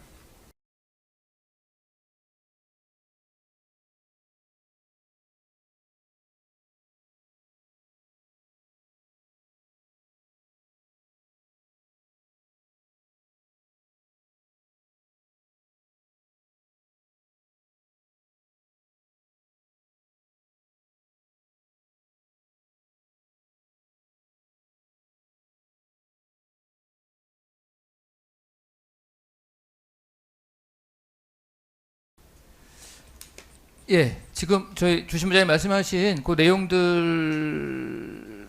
뭐 살펴보시고요. 뭐 답변 가능한 법원에서 성명 답변하시면 되는데, 말씀처럼 최종적인 구조면 사항은 오늘 공판 마치고 저희가 공판 조서에 기재하는 내용을 기준으로 해서 답변을 해주시면 되고요. 제가 보완해서 뭐 한두 가지 말씀드리면, 아까 그 검사에 대한 성명 사항 중에 최상목 문건은 그 문건의 내용에 비추라고 말한 부분은 뭐 아시겠지만 지금 검찰의 주장은 최상목 문건이 결국 뭐 검찰의 주장이긴 하지만 이게 이제 장기적인 어떤 뭐 집권의 어떤 그런 플랜 중에 하나로 이제 봐야 된다는 취지로 하고 계셔서, 그렇다면은 최상목 문건에 있는 국회 자금 차단 같은 거는 지금 피고인이 하는 비상계엄에서 정치활동 금지라든가 뭐 국회 활동을 막기 위한 가장 시급한 걸로 보여서 그거는 뭐 계엄 직후에 뭐 실행이 돼야 되는 그런 내용으로 보임에도 불구하고, 뭐 검찰 주장은 최상목 문건은 꼭 그날 줘야 되는 건 아니고 그냥 뭐 눈에 보이니까 그날 줬을 뿐이다라는 취지로 말씀을 하셔서, 그래서 그런 내용에 비춰봤을 때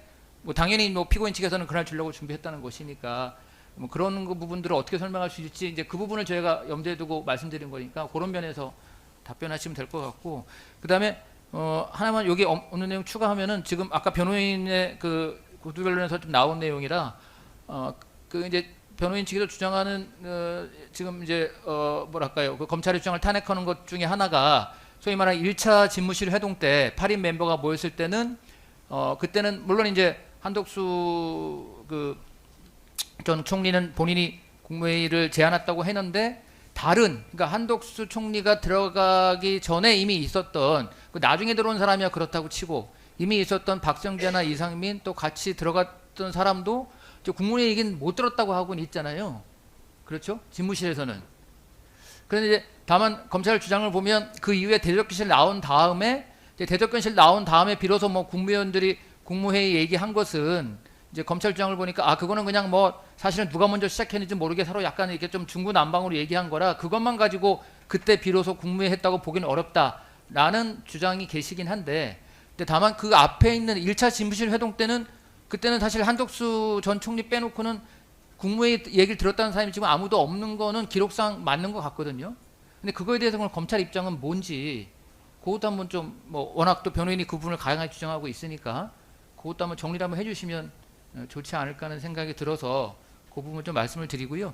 그다음 변호인 측의 구조명한 내용 중에 아까 뭐 국무회의 준비 이런 거 말씀드린 거는 아까 변호사님께서 말씀하실 때 그거는 적법성 요건이지 국무회의 개최 여부에 관한 사실의 증언은 아니라고 말씀을 하셨는데 그 말씀은 뭐 이해가 되는 말씀이긴 한데, 다만 지금 이 사건은 아시겠지만 국무회의를 할지 말지는 내심의 의사에 관한 거잖아요. 그러니까 이제 피고인이 경험한 사실이라기보다는 내심의 의사에 관한 거고, 근데 내심의 의사도 위증죄의 대상은 된다고 하니까, 근데 이제 그러려면은 그런 내심에 의해서 있었는지를 결국은 외부의 사정, 드러나는 사정으로 우리가 추단할 수밖에 없어서, 그래서 이제 검찰은 자꾸 뭐 국무회의 준비도 처음부터 안 했고, 뭐 그 중에 부서 준비도 안 했고, 통지도 안 했고, 이제 그런 거를 계속 주장은 하는데, 변호인 측은 그런 거는 그냥 적법성 요건이지, 뭐 일단 사실관한 것으로 이 사건 공소사실에 관한 것은 아닌 것 같다는 취지로만 말씀하셔서, 그래서 뭐 어쨌든 피고인의 주장은 처음부터 국무회의를 계획했다는 거니까, 그리고 국무회의라는 거는 뭐 여러 번 해보셨으니까 당연히 어떠한 것이 통상적인 것인데, 물론 이제 피고인 주장에 의하면 그날은 하긴 하더라도 통상적으로는 안 하기로 했다는 거니까 그런 면에서 저희가 성명을 하는 거니까요. 예, 그래서 뭐 저희가 변호인이 주장하는 뭐 적법성 요건이라고 주장하시는 거, 그것이 뭐 이렇게 뭐 틀렸다거나 그 부분에 문제가 있다는 취지로 성명하는 건 아니고요. 검찰이 그렇게 주장하고 있고, 저희 재판부에서 볼 때도 그런 내심의 의사를 결국 판단하려면 그런 겉으로 드러나는 것들도 유력한 하나의 자료가 될 수 있으니까 이제 그 부분에 대한 피고인 측 답변을 듣는 것이 좀 필요하겠다 싶어서 한 거니까요. 그런 측면에서 답변해 주시면 됩니다. 요 성명 기한은 조금 이따가 다음 길 잡는 거 저희가 보고 그 다음 길 무렵까지 저희가 기한을 정해 드릴 테니까 그 전에까지 답변을 내시면 되겠습니다. 예, 그렇게 하시면 되고, 혹시 뭐 성명상 관련해 특별히 지금 하고 싶은 말씀 특별히 없으시죠? 예, 보시고 나중에 답변 내주시고요. 그 다음에는 저희가 증거조사로 넘어가서 일단 1심 증거조사 결과를 간단히 확인할 텐데요. 저희가 기록을 보니까 원심에서 뭐 증인은 없었던 것 같고, 뭐 여러 가지 증거가 채택이 돼서 증거조사가 증거 서류라든가 이런 것들이 쭉 이루어진 것 같은데, 1심에서 진행된 증거조사 내용 관련해서는 뭐 특별히 특별한 의견 없으신가요? 예, 변호인식도 특별 없어요. 예, 그럼 그 전제로 계속 진행합니다. 예, 그 다음에 이제 항소심 증거조사로 들어가겠습니다. 일단 항소심 증거조사 관련해서는 저희가 미리 성명 준비 명령 보내드렸고, 이제 그거에 대해서 검사 측에서 6월 26일자 의견서에 증거 신청 의견 기재해 주셨는데, 일단 증거 뭐 대부분 다 증거 서류인 거죠. 예. 1심에 이어서 순번 116부터 122까지 신청하신다는 거죠. 예. 저기 변호인 여기 서면에 목록 붙어 있는데 봐주셨죠? 네, 맞습니다. 예. 대부분 뭐 녹취서 뭐 이런 뭐 판결문도 있고 국무회의 규정 그런 것 같은데, 혹시 인부가 지금 가능하신가요? 뭐 내용은 못 보셨겠지만. 내용은 어제 이제 등사가 되어서 보셨어요? 예. 네, 아직 다 보지는 못해서. 예. 근데 뭐 대체적으로 공문서라서 예. 뭐 저희 뭐 다 동의하는 것으로 동의하고 하겠습니다. 취지 부인하는 걸로 그렇게 예. 해놓을까요? 예, 그러면 일단 오늘 사무관님 고까지 증거 의견까지 해서 동의하고 취지 부인하고, 그러면 저희가 채택은 하겠습니다. 오늘 증거는 다 116부터 122까지 채택하고 바로 내십시오. 법원에 서류는 증거 서류는 바로 내시고, 그 다음에 증인으로 한덕수 증인 신청하신다는 거죠. 예, 그 입증 취지나 그런 거는 뭐 서면에 자세히 기재해 주셨고요. 일단 그거에 대해서 변호인 측에서는 6월 30일자 의견서에 보니까 뭐 서면 내용으로는 일응은 반대하는 취지의 의견이신데, 그렇습니다. 그런 내용으로 이해하면 될까요? 네, 저희 슬라이드에 뭐 있었던 것처럼 한덕수는 진술이 일관되지 아니하고 지금 그 계엄 12월 3일 이후로 거의 시간이 1년 반 가까이 흘렀는데, 이제 와서 그것을 진술을 뒤집자고 하는 것은 그 한덕수의 진술을 뭔가 도모하자는 취지인 것이지, 기존에 한덕수가 진술해 놓은 헌법재판소의 증언, 그리고 자기 자신 사건에 대한 뭐 어떤 뭐 피의자 신문 내지는 뭐 수차례에 걸친 수사기관에서의 조서만으로도 이미 충분해서 이제 와서 그것을 묻는다는 것은 의미가 없다라고 생각을 하고, 만약에 재판부에서 그 부분을 채택을 하신다면, 한덕수를 채택을 하신다면 저희도 박성재, 조태용, 조태열 그리고 강희구, 김정환까지 다 증인을 신청하겠습니다. 예, 그 서면에 내신 거죠? 예, 예. 예, 알겠습니다. 한덕수 증인 신청 관련해서 특별히 더 뭐 추가하실 내용은 뭐 없으시고, 예. 일단 저희가 근데 이걸 기록을 보다 보니까 그 부분 일단 먼저 확인차 말씀드리면, 지금 1심에서 제출된 증거들은 쭉 보면 그게 다 관련 사건 증거들이죠. 대부분 다. 예. 아까 저기 변호인 측도 얘기하셨지만 이게 보니까 지금 피고인이 증언한 거는 11월 19일 날 증언했는데 뭐 기소는 채 보름 정도 만에 바로 기소가 된 거 같고, 그거는 맞죠, 시간적으로. 그래서 그 사이에 이 위증을 전제로 해서 무슨 피신 조서를 받거나 진술서 받거나 그런 증거는 없으신 거죠. 그냥 다 관련 증거만 내신 거죠. 기존 사건의 증거로 명백해서 그러신 건가요? 예. 따로 뭐 조서, 이 사건을 위해서만 따로 뭐 조서를 받을 필요가 없어서. 이미 그 의원들 소집 과정이나 그날 경위에 대해서는 충분히 저희가 특검에서 그때 조사가 이루어진 상황이었고 11월이면 거의 막바지였기 때문에 기존 예. 증거로도 입증이 가능하다고 예, 판단해서 예. 추가 조사는 없이 예, 기소한 사안입니다. 그렇습니다. 그래서 지금 이 사건은 보니까 이제 뭐 물론 이제 그런 경위에 관해서 변호인 측에서는 뭐 아까 다른 또 뭐 아까 얘기한 것처럼 다른 이유로 결국 기소한 거 아니냐는 취지로 말씀하시긴 했지만, 근데 어쨌거나 지금 검사 측에서 낸 증거들이 지금 이 사건 위증에 관한 직접 증거라기보다는 뭐 관련 사건에서 다 이제 끌어와서 지금 제출을 했는데, 검사 측에서는 어쨌거나 1심에서 이제 무죄가 선고가 됐고 이제 그거에 대해 다시 입증하겠다는 이제 그런 것 같습니다. 그래서 저희가 재판부가 들어오기 전에 이 부분에서 좀 논의를 좀 했는데요. 그래서 결국은 뭐 이 사건에 무죄를 받은 검사 측에서 입증을 하겠다고 하면 뭐 그 기회를 뭐 안 주기는 좀 어려울 것 같고, 그래서 저희가 뭐 한덕수 증인은 뭐 일단은 채택은 하는데, 다만 근데 이제 한덕수 증인이 지금 뭐 이 사건에서 증언할 내용이 지금 본인 사건이 아직 확정이 안 된 거죠. 예. 그래서 혹시 뭐 증언 거부하거나 이제 그러지 않을까 하는 약간 그런 생각은 드는데, 뭐 그거와 관계없이 일단은 한번 불러달라는 그런 취지신 건가요? 예. 재판장님, 예. 한덕수에 대해서 증인을 채택을 하시는 것은 이때까지 이제 저희가 이제 모든 증거를 다 현출시키지 못했습니다만 슬라이드에서 헌법재판소의 증언 그리고 그 수사기관에서의 진술이, 한덕수 스스로의 진술이 그 피고인의 증언이 위증이 아님을, 그러니까 한덕수가 알 수 없었던 부분임을 확인을 하고 있고, 그런데 한덕수를 지금 이 시점에 한덕수를 이 본 법정에 불러서 증언을 하라고 하는 것은 그것이 마땅한 것인지 모르겠습니다. 그리고 제가 이제 슬라이드에서 쭉 현출시켰던 그 증거들을 보면은 특검 측에서는 이 사건을 별도로, 그러니까 위증으로 수사를 했다기보다는 그러니까 다른 별건 사건에서 있었던 조서들을 그냥 묶어서 냈습니다. 그러니까 위증 사건의 수사 기록이 아니라 다른 사건에서 있었던 조서들과 수사 기록들과 뭐 수사 보고서 등을 묶어서 내서 저희가 슬라이드에서 현출시켰던 것처럼 증거에 뭐가 있는지도 모르고 저희한테 유리한 증거들을 마구 그냥 뭐 이게 유죄를 입증하는 증거라고 현출을 시켰습니다. 근데 이제 와서 이거를 법정에서 그거는 이제 뭐 결국 검사 측이 불이익으로 돌아갈 거니까요. 그런 거는 그건 저희가 판단할 테니까. 그리고 말씀처럼 뭐 증인의 신빙성은 사실은 뭐 그거는 저희가 나중에 판단해요. 그러니까 신빙성이 부족하니까 증인 채택이 안 된다는 건 저희가 좀 받아들이긴 어렵고요. 예, 이제 그거는 결국 저희가 판단해야 되고, 다만 저희 재판부 입장은 입증 책임을 지는, 뭐 만약에 이게 막 유죄라면 또 그걸 탄핵을 해야 하는 그런 입장에 뭐 증거를 그냥 모두 기각하기는 좀 어려울 것 같고, 지금 어쨌든 이 사건에서는 물론 이제 아까 말씀한 것처럼 뭐 피고인 본인이 처음부터 국무회의를 할 생각이 있었는지가 물론 첫 번째 뭐 제일 중요한 사실이지만, 지금 그거를 이렇게 뭐랄까요, 그런 게 없었다는 가장 유력한 증거를 지금 검찰 측은 한덕수가 그런 진술을 했기 때문에 이제 결국은 피고인이 국무회의 할 생각이 없었다는 취지의 주장을 하고 있기 때문에, 그래서 저희가 재판부에서 볼 때도 뭐 한덕수의 증언을 일단은 뭐 지금 이제까지 1심에 나온 그런 한덕수의 증언은 다 관련 사건에서 사실 다른 사건의 조사 과정에서 나온 증언이어서, 그래서 우리 사건에 관해서 직접적으로 이렇게 뭐 조사가 되거나 진술을 들은 적은 없다고 보여서 일단은 채택을 한 겁니다. 그래서 그렇게 했고, 다만 그럼에도 불구하고 이 사건은 말씀처럼 쟁점은 명확하니까요.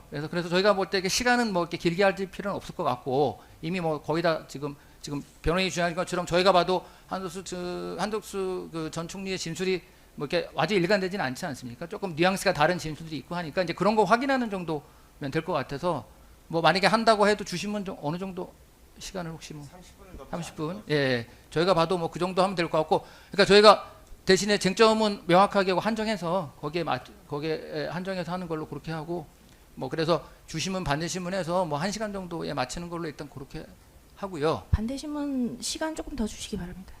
뭐 저희- 주시면 30분밖에 안 하는데 반대신문 또 뭐 원래 길게 하시면. 탄핵을 하는 건 좀 더 원래 한 1.5배 정도로 시간이 걸리더라고요. 그래서 예. 알겠습니다. 그러면은 뭐 한 30분 하고 뭐 한 45분 정도 어떤 그렇게 하는데, 다만 지금 아까 말씀처럼 이제 그렇게 되면은 변호인식도 증거 신청하시겠다고 해서 지금 아까 말씀하신 여러 사람 그 사람 그 증인의 아까 그 하겠다고 하는 그 사람들은 모두 그러니까 1차 집무실 회동 마치고 대접견실에 나왔을 때 이제 그때 이제 비로소 국무회의 얘기가 나왔다. 이제 그 부분들을 이제 그 뭐 입증하시면서 검찰 주장 탄핵하려고 하시는 거죠. 네, 그렇습니다. 예. 그래서 결국 입증 취지는 다 동일한 네, 그렇습니다. 거죠. 예. 그래서 그 부분은 마찬가지로 저희가 들어오기 전에 재판부가 좀 합의를 했는데 일단 필요하면 만약에 한덕수 증인이 증언을 하면 그 부분에 대해서 또 탄핵할 기회를 드려야 되니까 저희가 채택할 수는 있는데, 다만 근데 지금 저희가 봐서 다음에 한덕수 증인이 나왔을 때 증언을 실제 할지 여부가 좀 불분명하거든요. 예. 지금 아직 본인 사건이 진행 중이고 해서, 그래서 저희 재판부 생각은 일단 다음 기일에는 한덕수 증인만 증인 신문을 하고, 만약에 한덕수 증인이 증언을 해서 증언이 이루어지면 그 다음 기일에 변호인 측 증인 신문을 할 텐데, 아까 말씀드린 것처럼 입증 취지가 동일하다고 보여서 그분들을 다 하기는 어려울 것 같고요. 그 사람 중에 한 사람을 할 테니까 일단 한 사람을 할 테니까 그 중에 제일 피고인에게 유리하다고 생각하는 한 사람을 일단은 순위를 정해서 저희한테 말씀해 주시면 저희가 그 부분을 보고 채택 여부를 결정하도록 한 그렇게 하겠습니다. 사람이 아니고 예. 그러면 그 한덕수가 도착하기 전에 이미 도착해 있었던 박성재 장관 그리고 예. 이상민 장관 예. 두 분과 예, 그리고 그런 한덕수가 그런 말을 하는 것을 들었다라고 하는 김정환 예. 세 명을 신청하고자 합니다. 일단 신청서를 내십시오. 그럼 저희가 네, 세 분은 알겠습니다. 다음 기일에 보고 그 네. 내용을 보고 결정을 할 테니까요. 입증 취지가 동일함에도 불구하고 그 여러 명을 할 필요가 있는지 이제 그 부분을 저희가 또 판단해 봐야 되니까 신청서 내시고, 혹시 신청서 미리 내셔서 거기에 대해서 검찰 의견 있으시면 검찰도 뭐 간단한 의견서 내셔도 되고요. 그래서 말씀드린 것처럼 다음 기일은 일단 한덕수 증인만 채택해서 다음 기일에 신문하는 걸로 일단 그렇게 진행하고, 그 사이에 변호인 쪽 증인에 대한 신청서 내시면 그 체부 여부는 저희가 사전에 검토하고 다음 기일에 말씀드리도록 하겠습니다. 그리고 만약에 한덕수 증인이 증언 거부하거나 해서 실질적으로 증언이 이루어지지 않으면 뭐 변호인 측 증인도 따로 하지 않겠습니다. 예. 그러니까 한덕수 증인 신문을 증거사를 못하면 그렇게 말씀을 드리고, 그 다음에 향후 기일 진행 관련해서는 일단은 지금 말씀드린 것 증거 조사는 그 정도 하면 되고, 혹시 검찰 측은 그 서증 제출하신 거에 대해서 따로 무슨 이렇게 증거 유지 설명하는 뭐로 증거 조사 시간을 따로 가져야 되나요? 저희 지휘해 주시는 대로 거기 맞춰서 마이크. 재판장님께서 지휘해 주시는 대로 예. 맞춰서 하겠습니다. 혹시 뭐 피고인 신문은 뭐 하실 그거 아니고?